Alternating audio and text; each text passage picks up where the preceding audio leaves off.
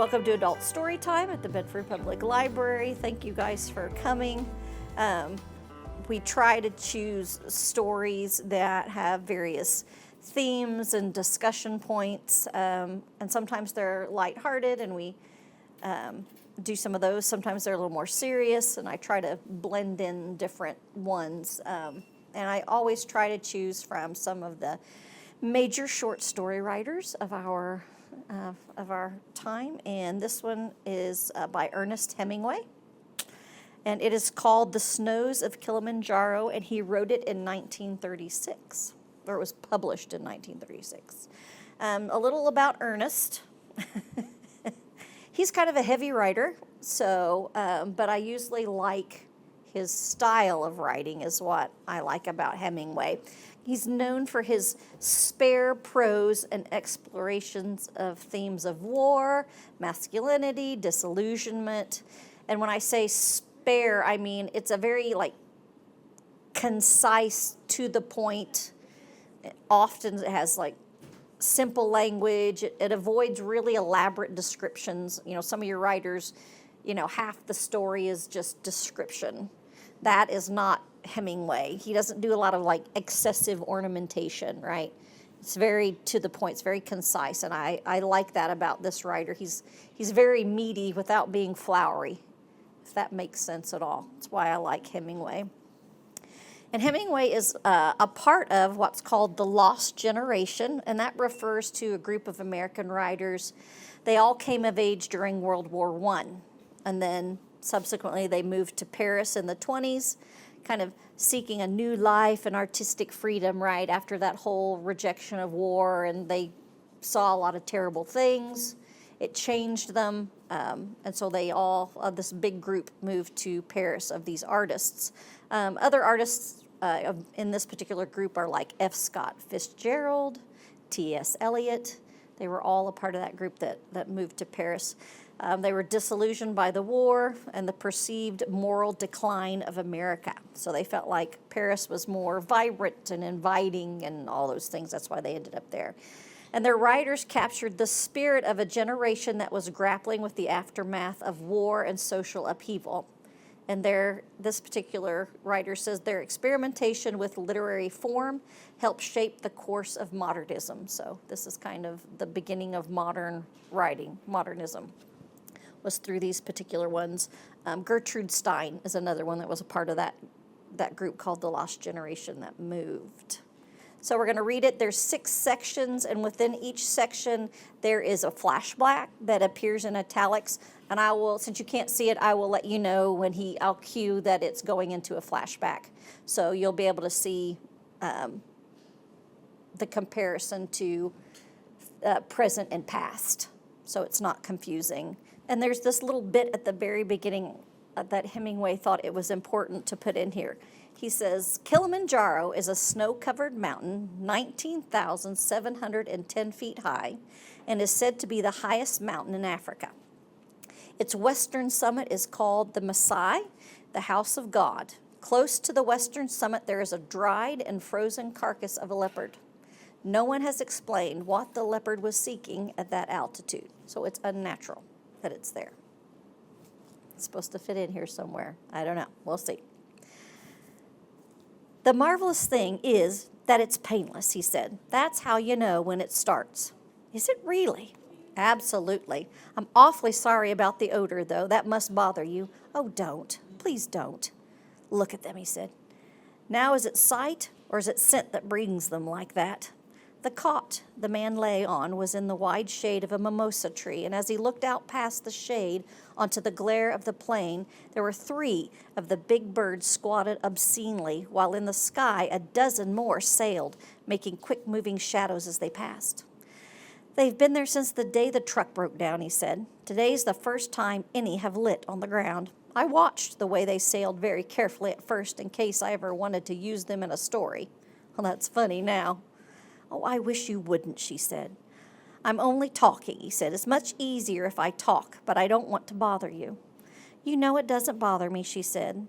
It's that I've gotten so very nervous not being able to do anything. I think we might make it as easy as we can until the plane comes, or until the plane doesn't come. Oh, please tell me what I can do. There must be something I can do. You can take the leg off, and that might stop it, though I doubt it. Or you can shoot me. You're a good shot now. I taught you how to shoot, didn't I? Oh, please don't talk that way. Couldn't I read to you? Read what? Well, anything in the book bag that we haven't read. Oh, I can't listen to it, he said. Talking is the easiest. We quarrel, and that makes the time pass.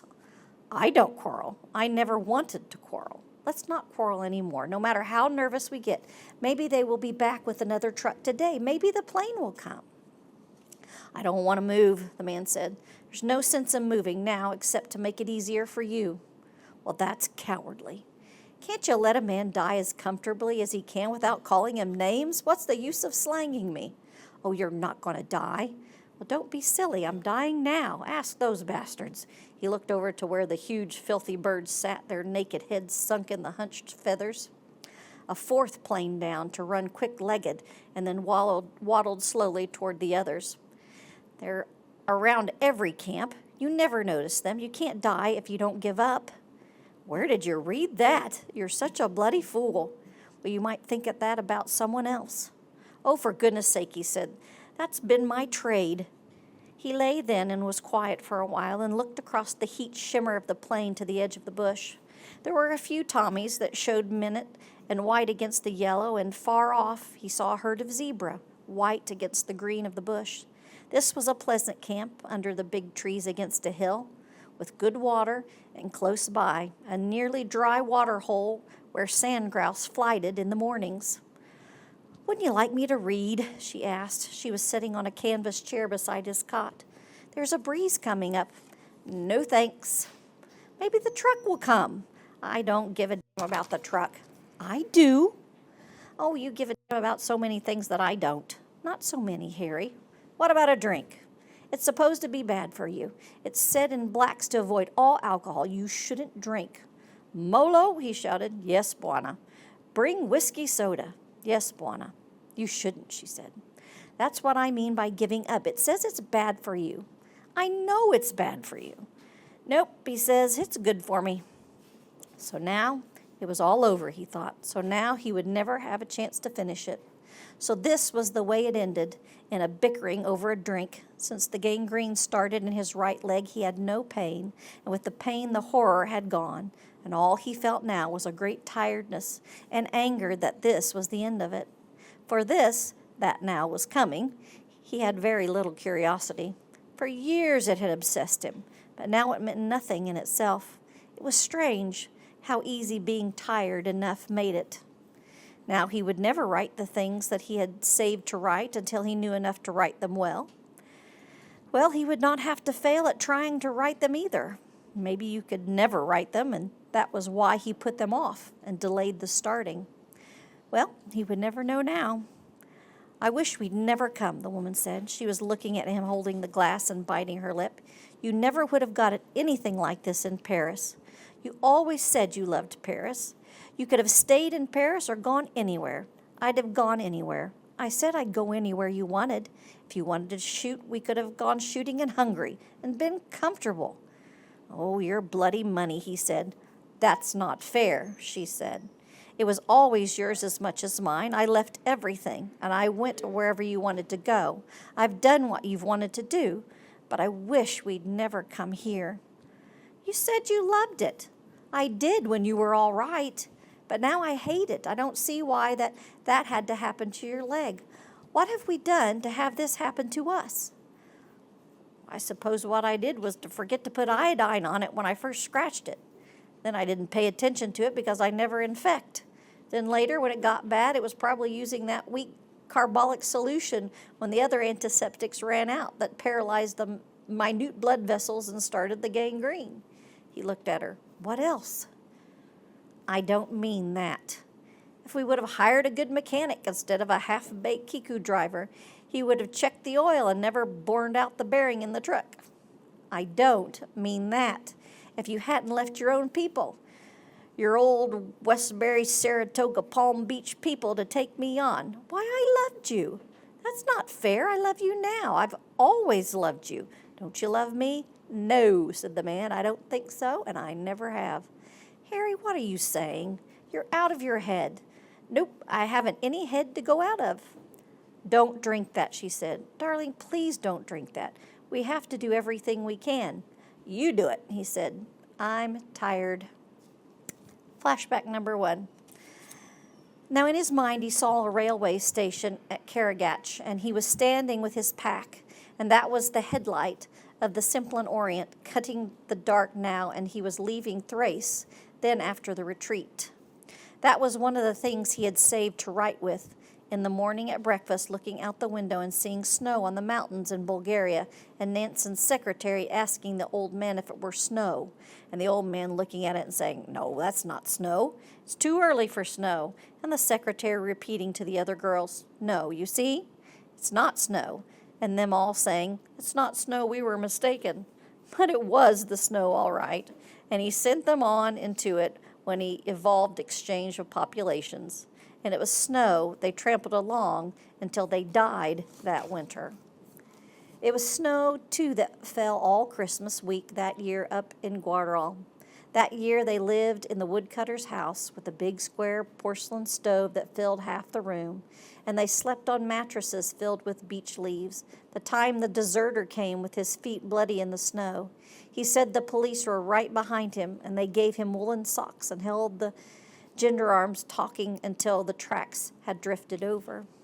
In Shrunts on Christmas Day, the snow was so bright it hurt your eyes when you looked out from the one stoop and saw everyone coming home from church.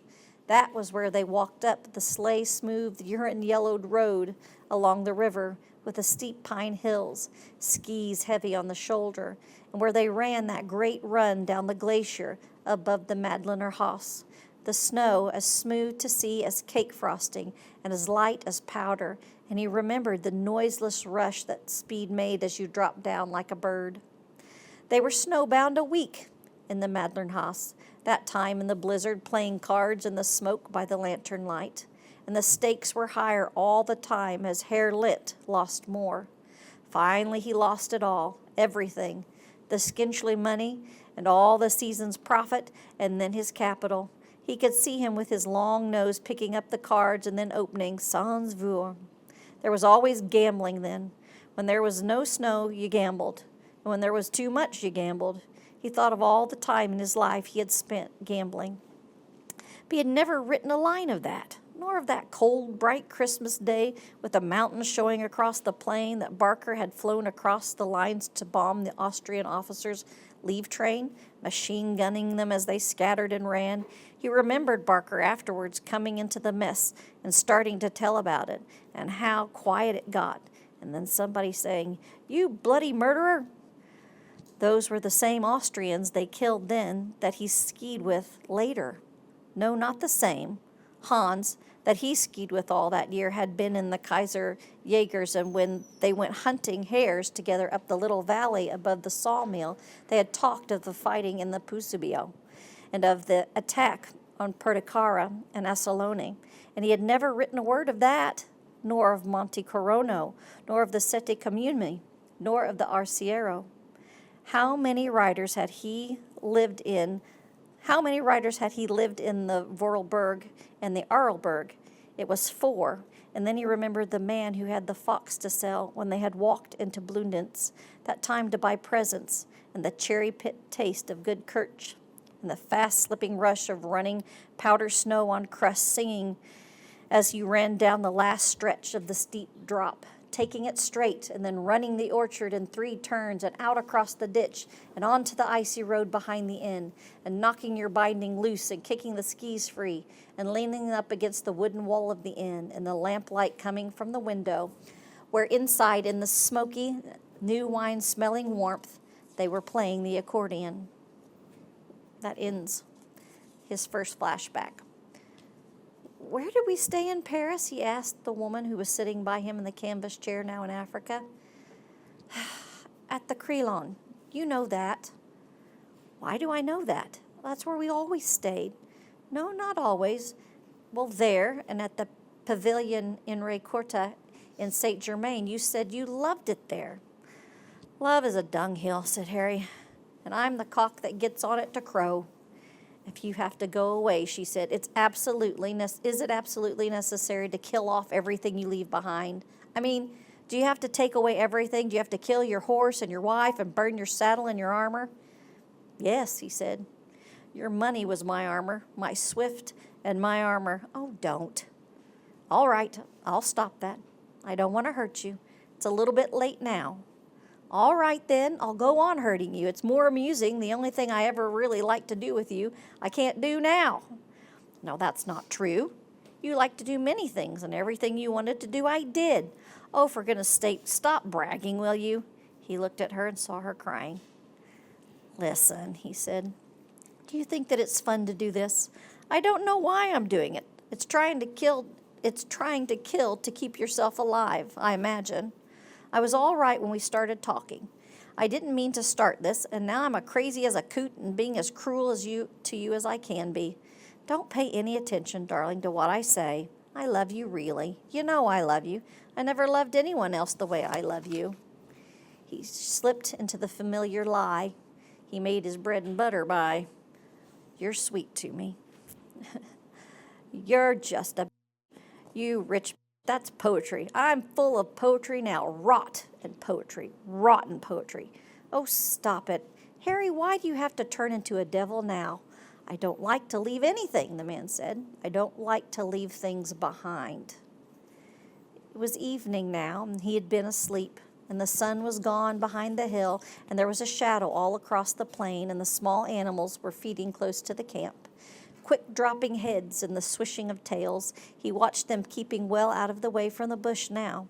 The birds no longer waited on the ground. They were all perched heavily in a tree. There were many more of them. His personal boy was sitting by the bed. Miss Sahib's gone to shoot, the boy said. Does Bwana want? Nothing. She had gone to kill a piece of meat, and knowing how he liked to watch the game, she had gone well away so she would not disturb this little pocket of the plain that he could see. She was always thoughtful, though, he thought, on anything she knew about or had read or that she had ever heard. It was not her fault that when he went to her, he was already over.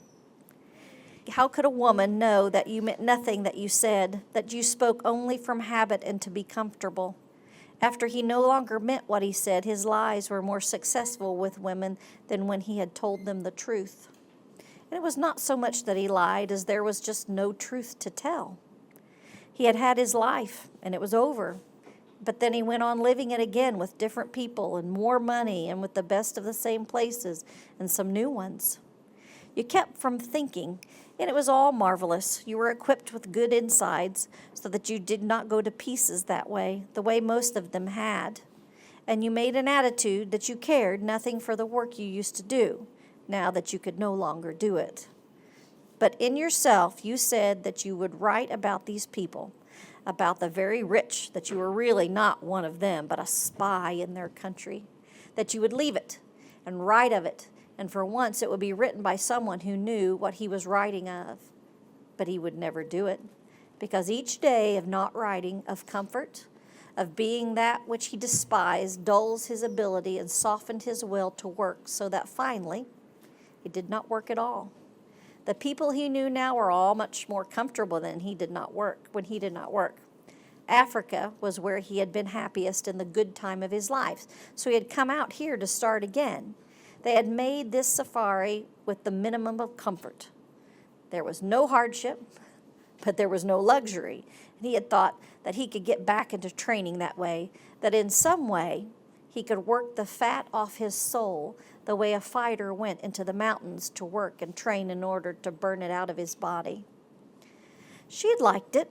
She said she loved it. She loved anything that was exciting, that involved a change of scene, where there were new people and where things were pleasant. And he had felt the illusion of returning strength of will to work. Now, if this was how it ended, and he knew it was, he must not turn like some snake biting itself because its back was broken. It wasn't this woman's fault. If it had not been she, it would have been another. If he lived by a lie, he should try to die by it. He heard a shot beyond the hill. She shot very well, this rich, kindly caretaker and destroyer of his talent. Nonsense, he had destroyed his talent himself. Why should he blame this woman because she kept him well?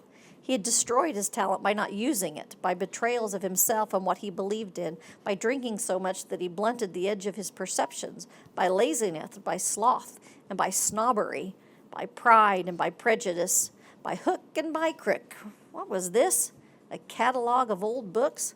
What was his talent anyway? It was a talent all right, but instead of using it, he had traded on it. It was never what he had done, but always what he could do.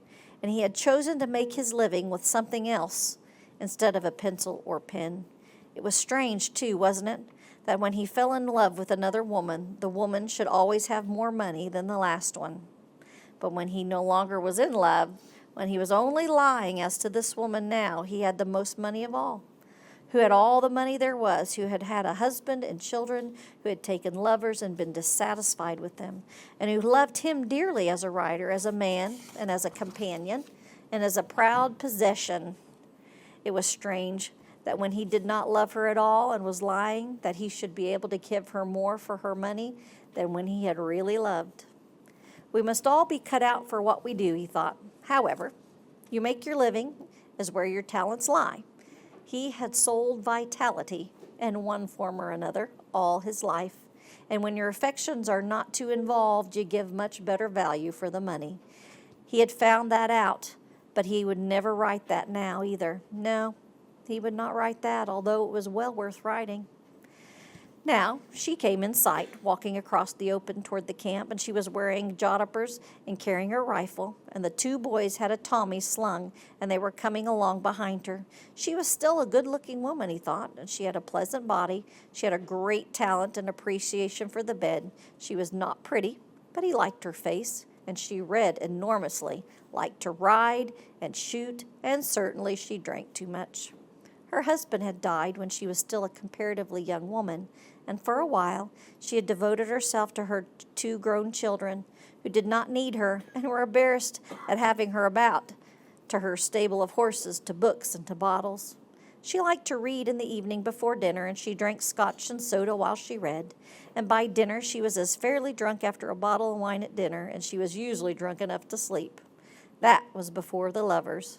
After she had the lovers, she did not drink so much because she did not have to be drunk to sleep. But the lovers bored her. She had been married to a man who had never bored her, and these people bored her very much. Then one of her two children was killed in a plane crash, and after that was over, she did not want the lovers and drink. Being no anesthetic, she had to make another life. Suddenly, she had been acutely frightened of being alone, but she wanted someone that she respected with her. It had begun very simply. She liked what he wrote, and she had always envied the life he led. She thought he did exactly what he wanted to. The steps by which she had acquired him and the way in which she had finally fallen in love with him were all part of a regular progression in which she had built herself a new life, and he had traded away what remained of his old life. He had traded it for security, for comfort, too. There was no denying that, and for what else? He did not know. She would have bought him anything he wanted. He knew that. She was a nice woman, too. He would as soon be in bed with her as anyone, rather with her because she was richer, because she was very pleasant and appreciative, and because she never made a scene. And now this life that she had built again was coming to term, because he had not used iodine 2 weeks ago when a thorn had scratched his knee as they moved forward trying to photograph a herd of waterbucks standing, their heads up, peering while their nostrils searched the air and their ears spread wide to hear the first noise that would send them rushing into the bush. They had bolted, too, before he even got the picture. And here she came now. He turned his head on the cot to look toward her. "Hello," he said. "I shot a Tommy ram," she told him. "He'll make a good broth, and I'll have them mash some potatoes with the clem. How do you feel?" "Much better." "Well, isn't that lovely? You know, I thought perhaps you would. You were sleeping when I left." "Oh, I had a good sleep. Did you walk far?" "No, just round behind the hill. I made quite a good shot on the Tommy." "You shoot marvelously, you know." "I love it. I loved Africa, really. If you're all right, it's the most fun that I've ever had. You don't know the fun it's been to shoot with you. I've loved this country." "I love it, too." Darling, you don't know how marvelous it is to see you feeling better. I couldn't stand it when you felt that way. You won't talk to me like that again, will you? Promise me?" "No," he said. "I don't remember what I said." "You don't have to destroy me, do you? I'm only a middle-aged woman who loves you and wants to do what you want to do. I've been destroyed 2 or 3 times already. You wouldn't want to destroy me again, would you?" "I'd like to destroy you a few times in bed," he said. "Oh, yes," rolling her eyes. "That's the good destruction. That's the way we're made to be destroyed. The plane will be here tomorrow." "How do you know?" "Oh, I'm sure. It's bound to come. The boys have the wood all ready and the grass to make the smudge. I went down and looked at it again today. There's plenty of room to land, and we have the smudges ready at both ends." "Well, what makes you think it'll come tomorrow?" "I'm sure it will. It's overdue. Then in town they'll fix up your leg, and then we'll have some good destruction. Not that dreadful talking kind. Should we have a drink?" "The sun is down." "Oh, do you think you should?" "I'm having one." "Well, we'll have one together." "You'd better put on your mosquito boots," he told her. "I'll wait till I bathe." And while it grew dark, they drank, and just before it was dark and there was no longer enough light to shoot, a hyena crossed the open on his way around the hill. "That hyena crosses there every night," the man said. "Every night for 2 weeks. He's the one makes that noise at night. I don't mind it, but they are a filthy animal, though." Drinking together with no pain, now except the discomfort of lying in the one position, the boys lighting a fire, its shadow jumping on the tents, he could feel the return of acquiescence in his life of pleasant surrender. She was very good to him. He'd been cruel and unjust in the afternoon. She was a fine woman, marvelous really, and then it just occurred to him that he was going to die. It came with a rush, not as a rush of water nor of wind, but a sudden evil-smelling emptiness, and the odd thing was that the hyena slipped lightly along the edge of it. "What is it, Harry?" she asked him. "Nothing," he said. "You'd better move over to the other side, to windward." "Did Molo change the dressing?" "Yes, I'm just using the boric now." "How do you feel?" "A little wobbly." "Well, I'm going into the bath," she said. "I'll be right out, and I'll eat with you, and then we'll put the cot in." So, he said to himself, we did well to stop the quarreling. He had never quarreled much with this woman, while with the women that he loved, he had quarreled so much they had finally, always, with the corrosion of the quarreling, killed what they had together. He had loved too much, demanded too much, and he always wore it all out. This is the second flashback. And he thought about alone in Constantinople that time, having quarreled in Paris before he had gone out. He had the whole time, and then when that was over, he had failed to kill his loneliness, but only made it worse. He had written her, the first one, the one who left him, a letter telling her how he had never been able to kill it. How when he thought he saw her outside the Regent's one time, it made him go all faint and sick inside, that he would follow a woman who looked like her in some way along the boulevard, afraid to see it was not she, afraid to lose the feeling it gave him. How every one he had slept with had only made him miss her more. How what she had done could never matter, since he knew he could not cure himself of loving her. And he wrote this letter at the club, cold, sober, mailed it to New York, asking her to write him at the office in Paris, and that seemed safe.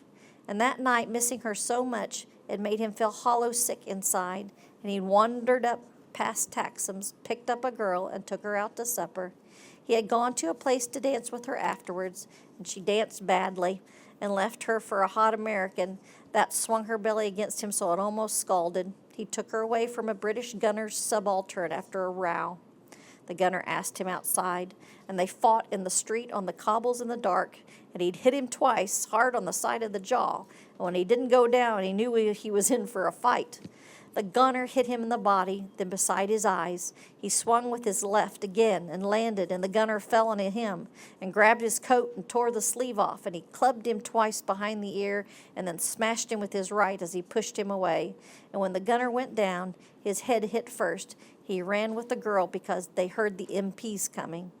They got into a taxi, drove out to Rimley Hissa along the Bosphorus and around and back in the cool night, and went to the bed she felt as overripe as she looked, but smoother and rose petal and syrupy, and needed no pillow under her buttocks, and he left her there before she was awake, looking blousy enough in the first daylight, and turned up at the palace with a black eye, carrying his coat because one sleeve was missing. That same night he left for Anatolia, and he remembered later on that trip riding all day through fields of poppies that they raised for opium, and how strange it made you feel finally, and all the distances seemed wrong to where they had made the attack with the newly arrived Constantine officers that did not know a thing, and the artillery had fired into the troops, and the British observer had cried like a child. That was the day he'd first seen dead men wearing white ballet skirts and upturned shoes with pom-poms on them. The Turks had come steadily and lumpily, and he had seen the skirted men running and the officers shooting into them and running them themselves, and he and the British observer had run too until his lungs ached and his mouth was full of the taste of pennies, and they stopped behind some rocks, and there were the Turks coming as lumpily as ever. Later he had seen the things that could never think of, and later still had seen much worse. So when he got back to Paris that time, he could not talk about it or stand to have it mentioned, and there in the cafe as he passed was that American poet with a pile of saucers in front of him, a stupid look on his potato face, talking about the Dada movement with a Romanian who said his name was Tristan Zarza, who always wore a monocle and a headache, and back at the apartment with his wife that now he loved again. The quarrel all over, the madness all over, glad to be home. The office sent his mail up to the flat. So then the letter in answer to the one he'd written came in a platter one morning, and when he saw the handwriting, he went cold all over, tried to slip the letter underneath another, but his wife said, "Who's that letter from, dear?" And that was the end of the beginning of that. And he remembered the good times with them all, and the quarrels. They always picked the finest places to have the quarrels. And why had they always quarreled when he was feeling best? He had never written any of that because at first he never wanted to hurt anyone, and then it seemed as though there was enough to write without it. But he had always thought that he would write it finally. There was so much to write. He had seen the world change, not just the events, although he had seen many of them and had watched the people, but he had seen the subtler change, and he could remember how the people were at different times. He had been in it, and he'd watched it, and it was his duty to write of it, but now he never would. Back out of the flashback. "How do you feel?" she said. She had come out from the tent now after her bath. "All right. Could you eat now?" He saw Molo behind her with the folding table and the other boy with the dishes. "I want to write," he said. "What, you ought to take some broth to keep your strength up." "I'm going to die tonight," he said. "I don't need my strength up." "Oh, don't be melodramatic, Harry, please," she said. "Why don't you use your nose? I'm rotted halfway up my thigh now. What the hell should I fool with broth for? Molo, bring whiskey and soda." "Oh, please take the broth," she said gently. "All right." The broth was too hot. He had to hold it in the cup until it cooled enough to take it, and then he just got it down without gagging. "You're a fine woman," he said. "Don't pay any attention to me." She looked at him with her well-known, well-loved face from spur and town and country, and only a little worse for the drink, and only a little worse for the bed.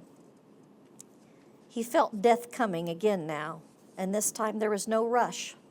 It was a puff, as of a wind that makes a candle flicker and then the flame go tall. "They can bring my net out later and hang it from the tree and build the fire up. I'm not a-going into the tent tonight. It's not worth moving. It's a clear night. There won't be any rain." So this was how he died, in whispers that you did not hear. Well, there would be no more quarreling. He could promise that. The one experience that he had never had, he was going to spoil now. Oh, he probably would. He spoiled everything, but maybe perhaps he wouldn't. "You can't take dictation, can you?" "Oh, I never learned," she told him. "That's all right." There wasn't time, of course, although it seemed as it telescoped so that you might put it all into the paragraph if you could get it right. This is another flashback. There was a log house, chinked white with mortar on a hill above the lake. There was a bell on a pole by the door to call the people into meals, and behind the house were fields, and behind the fields was the timber, and a line of Lombardy poplars ran from house to the dock. Other poplars ran along the point. A road went up to the hills along the edge of the timber. Along that road he picked blackberries. Then that log house was burned down, and all the guns that had been on deer foot racks above the open fireplace were burned. And afterwards their barrels with the lead melted in the magazines, and the stocks burned away lay out on the heap of ashes that were used to make lye for the big iron soap kettles. And you asked Grandfather if you could have them to play with, and he said no. You see, they were his guns still, and he never bought any others, nor did he hunt any more. The house was rebuilt in the same place out of lumber now, and painted white, and from its porch you saw the poplars and the lake beyond, but there were never any more guns.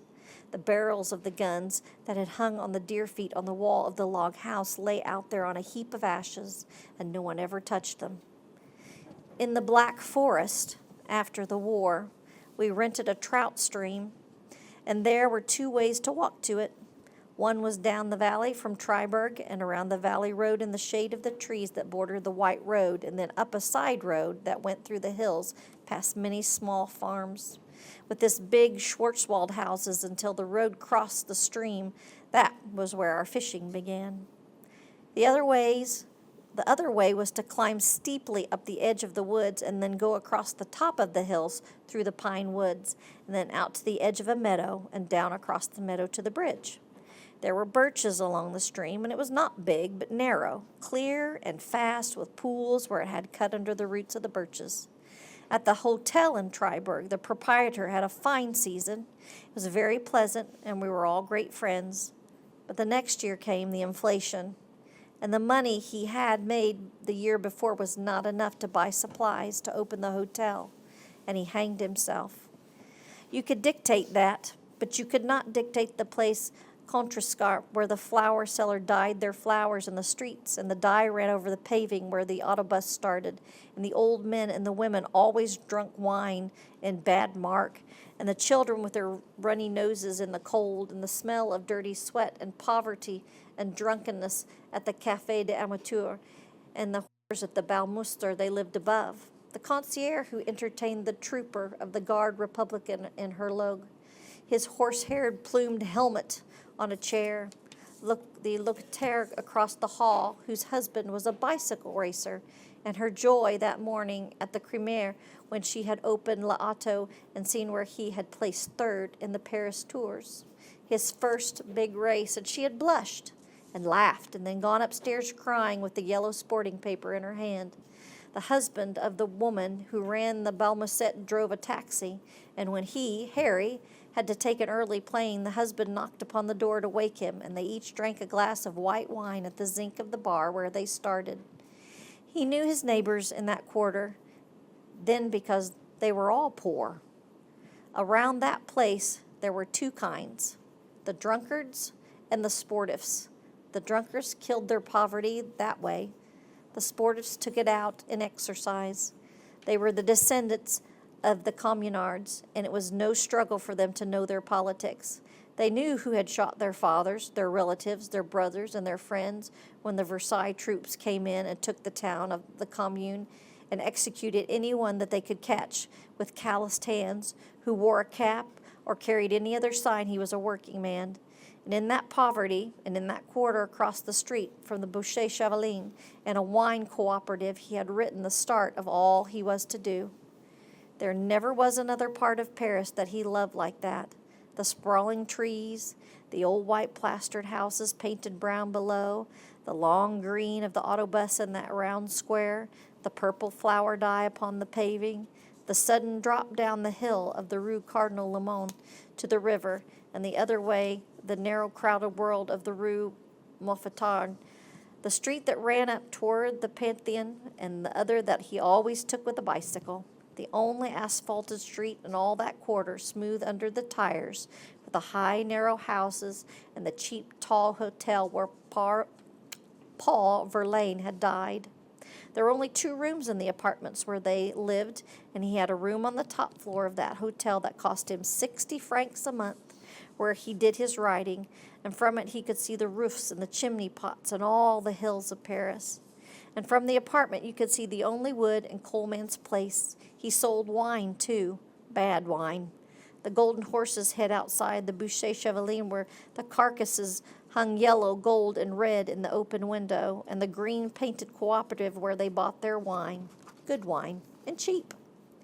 The rest was plaster walls and the windows of the neighbors who at night, when someone lay drunk in the street, moaning and groaning in that typical French ivresse that you were propaganded to believe did not exist, would open their windows, and then the murmur of talk. Where's the policeman?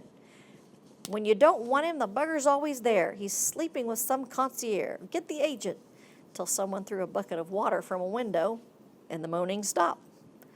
What's that? Water? Oh, that's intelligent. And the window shut. Marie, his femme de ménage, protesting against the 8-hour day, saying, if a husband works until 6, he gets only a little drunk on the way home and does not waste too much. If he works only until 5, he's drunk every night, and one has no money. It is the wife of the working man who suffers from his shortening of the hours. Back to present. Wouldn't you like some more broth? The woman asked him now. No, thank you very much. It's awfully good. Oh, try just a little. I would like a whiskey soda. It's not good for you. Well, no, it's not bad for me. Cole Porter wrote the words and the music. This knowledge that you're going mad for me. You know, I like you to drink. Oh, yes, only it's bad for me. When she goes, he thought, I'll have all I want. Not all I want, but all there is. He was tired, too tired. He was going to sleep a little while. He lay still, and death was not there. It must have gone around another street. It went in Paris on bicycles and moved absolutely silently on the pavements. Another flashback. No, he had never written about Paris, not the Paris that he cared about, but what about the rest that he never written? What about the ranch and the silver gray of the sagebrush and the quick clear water and the irrigation dishes and the heavy green of the alfalfa? The trail went up into the hills, and the cattle in the summer were shy as deer. The bawling and the steady noise and the slow-moving mass raising a dust as you brought them down in the fall. And behind the mountains, the clear sharpness of the peak and the evening light, and riding down along the trail in the moonlight, bright across the valley. Now he remembered coming down through the timber in the dark, holding the horse's tail, when you could not see, and all the stories that he meant to write. About half-wit chore boy who was left at the ranch that time and told not to let anyone get any hay, and that the old guy from the Forks who had beaten the boy when he had worked for him stopping to get some feed. The boy refusing the old man, saying he would not beat him again. The boy got the rifle from the kitchen and shot him when he tried to come into the barn, and when they came back to the ranch he'd been dead a week, frozen in the corral, and the dogs had eaten part of him. But what was left you packed up on a sled, wrapped in a blanket, roped it on, and you got the boy to help you to haul it. And the 2 of you took it out over the road on skis and 60 miles down to town to turn the boy over. He having no idea that he would be arrested, thinking he had done his duty and that you were friends and he would be rewarded. He'd helped to haul the old man, and so everybody could know how bad the old man had been and how he'd tried to steal some feed, and that didn't belong to him. When the sheriff put the handcuffs on the boy, he couldn't believe it. He started to cry. That was one story he'd saved to write. He knew at least 20 good stories from out there. He'd never written a one. Why? Back to now. You tell them why, he said. Why what, dear? Why nothing. She didn't drink so much now, since she had him. But if he lived, he would never write about her. He knew that now. Nor about any of them. The rich were dull, and they drank too much, or they played too much backgammon. They were dull, and they were repetitious. He remembered poor Julian and his romantic awe of them when he had started a story once that began, "The very rich are different from you and me," and how someone had said to Julian, "Yeah, they have more money." But that was not humorous to Julian. He thought there was a special glamorous race, and when he found that they weren't, it wrecked him just as much as any other thing had ever wrecked him. He had been contemptuous of those who wrecked. He did not have to like it because you understood it. He could beat anything, he thought, because no thing could hurt him if he did not care. All right, now he would not care for death. One thing he had already dreaded was the pain. He could stand pain as well as any man until it went on too long and wore him out. But here he had something that had hurt frightfully, and just when he had felt it was breaking him, the pain had stopped. There's another flashback. He remembered long ago when Williamson, the bombing officer, had been hit by a stick bomb someone in a German patrol had thrown as he was coming in through the wire that night, and screaming had begged everyone to kill him. He was a fat man, very brave and a good officer, although addicted to fantastic shows. But that night, he was caught in the wire, with a flare lighting him up, and his bowels spilled out into the wire, so when they brought him in alive, they had to cut him loose. "Shoot me, Harry. For goodness sake, shoot me."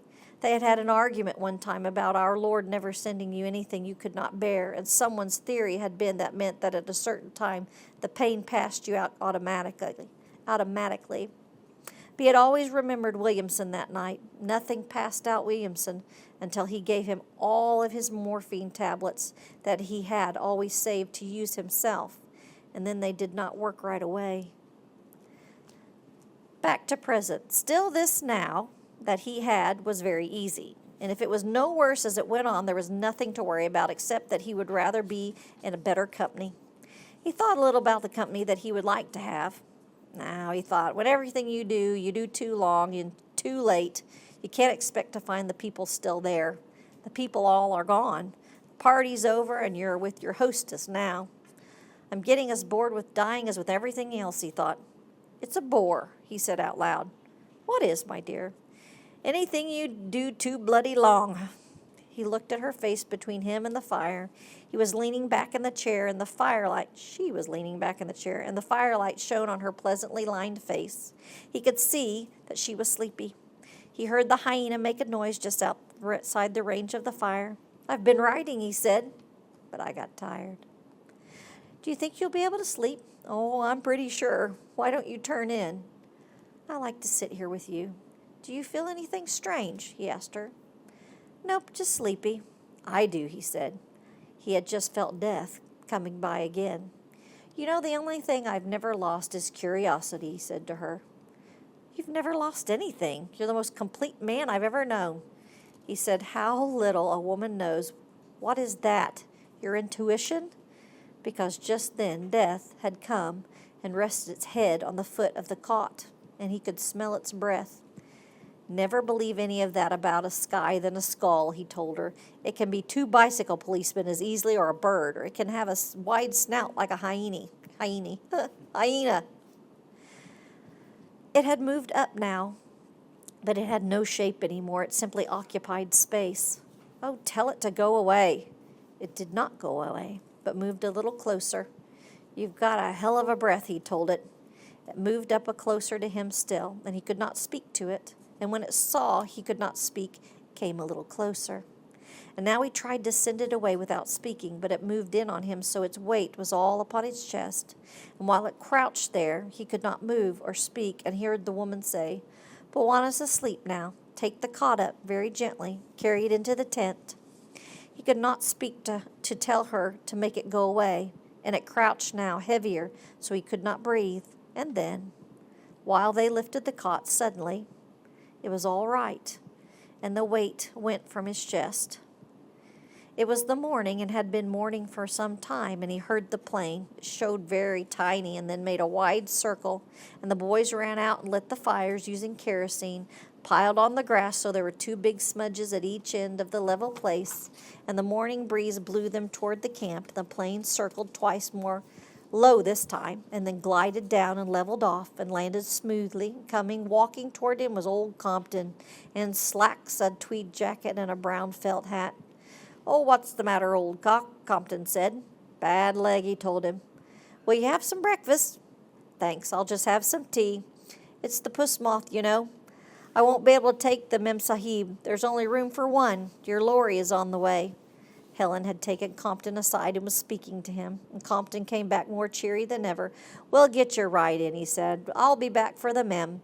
Now I'm afraid I'll have to stop at a Russia to refuel. We'd better get going. What about the tea? Oh, I don't really care about it, you know. And the boys had picked up the cot, carried it around the green tents and down along the rock and out onto the plain and along past the smudges that were burning brightly now, and the grass all consumed and the wind fanning the fire to the little plain. It was difficult getting him in, but once in, he lay back in the leather seat, and the leg was stuck straight out to one side of the seat where Compton sat. Compton started the motor and got in, and he waved to Helen, to the boys, and as the clatter moved into the old familiar roar, they swung around with Compy watching for warthog holes and roared, bumping along the stretch between the fires. With the last bump rose, and he saw them all standing below, waving. And the camp beside the hill flattening now, and the plain spreading clumps of trees, and the bush flattening. And while the game trails ran now smoothly to the dry water holes, there was a new water that he had never known of. The zebra, small rounded backs now, and the wildebeest's big-headed dots seeming to climb as they moved in long fingers across the plain, now scattering as the shadow came toward them. They were tiny now, and the movement had no gallop, and the plain as far as you could see gray and yellow now, and ahead old Compy's tweed back and the brown felt hat. Then they were over the first hills, and the wildebeests were trailing up them, and then they were over mountains with sudden depths of green rising forest and the solid bamboo slopes, and then the heavy forest again, sculptured into peaks and hollows until they crossed and hills sloped down, and then another plain hot now, and the purple-brown bumpy with heat, and Compy looking back to see how he was riding, and there were other mountains dark ahead. And then, instead of going to Arusha, they turned left, and he evidently figured that they had the gas, and looking down he saw a pink, sifting cloud moving over the ground and in the air, like the first snow in a blizzard that comes from nowhere, and he knew the locusts were coming up from the south. Then they began to climb, and they were going to the east, it seemed, and then it darkened, and they were in a storm, and the rain so thick it seemed like flying through a waterfall, and then they were out. And Compy turned his head and grinned and pointed, and there ahead all he could see, as wide as all the world, great, high, and unbelievably white in the sun, was the square top of Kilimanjaro. And then he knew that that was where he was going. And just then the hyena stopped whimpering in the night and started to make a strange, human, almost crying sound. And the woman heard it and stirred uneasily. She did not wake, and in her dream she was at the house on Long Island, and it was the night before her daughter's debut. And somehow her father was there, and he had been very rude. And then the noise the hyena made was so loud she woke for a moment, and then she did not know where she was, and she was very afraid. And then she took the flashlight, shone it on the other cot that they had carried in after Harry had gone to sleep. She could see his bulk under the mosquito bar, but somehow he'd gotten his leg out, and it hung down alongside the cot, and the dressing had all come down. She could not look at it. "Molo," she called, "Molo!" And then she said, "Harry, Harry," then her voice rising, "Oh, please, Harry." There was no answer, and she could not hear him breathing. And outside the tent the hyena made the same strange noise that had awakened her, but she did not hear him for the beating of her heart. Strange story.